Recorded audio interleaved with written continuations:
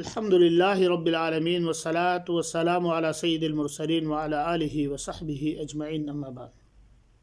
ناظرین کرام، عہد کے آخری موقع پر ابو سفیان آخری حملہ کرتا ہے، جس کو اللہ کے نبی صلی اللہ علیہ وسلم کی دعا کی بھی بدولت اور مسلمانوں نے جافشانی کر کے ان کو نیچے اتارا، اور اللہ کے نبی صلی اللہ علیہ وسلم نے حضرت سعد سے فرمایا کہ اے سعد، تیر اندازی کرو۔ کہتے ہیں اللہ کے نبی وہ بہت دور ہیں، ہم اکیلے ہیں۔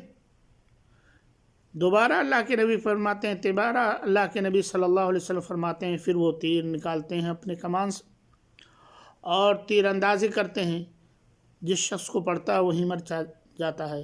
پھر دوبارہ وہ تیر اندازی کرتے ہیں، وہ بھی مر جاتا ہے۔ پھر سیبارہ وہ بھی مر جاتا ہے۔ پھر ابو سفیان دیکھتا ہے کہ یہ ہمارا خسارہ ہو رہا ہے، وہ نیچے اتر جاتا ہے۔ اور اسی طرح سے ابو سفیان کہتا ہے کہ ہم نے اپنی عورتوں کو مصلح کرنے کا حکم نہیں دیا تھا، لیکن ہماری عورتوں نے مسلمانوں کی لاشوں کا مصلح کیا ہے، اور میں اسے برا بھی نہیں سمجھتا۔ اسی طرح سے میرے بھائی اور دوستوں، مسلمان آخری دم تک لڑتے رہے میرے بھائی اور دوستوں۔ حضرت کعب بن مالک فرماتے ہیں، جب سب لوگ اکٹھا کر رہے تھے تو میں نے دیکھا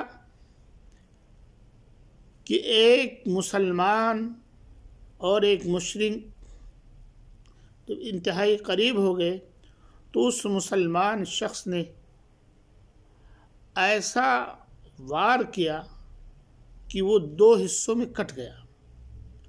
پھر اس کے بعد میں جب اپنا خود نکال کر کے کہتا ہے کہ میں ابو دجانہ ہوں۔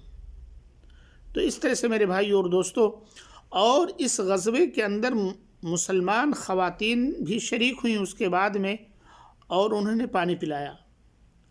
حضرت عائشہ صدیقہ اور حضرت ام سلیم، جو بخاری کی روایت ہے، جس کے اندر ذکر آتا ہے کہ یہ دوڑ دوڑ کر کے جاتی تھیں، پانی لاتی تھیں اور زخمیوں کو پانی پلاتی تھیں میرے بھائی اور دوستو۔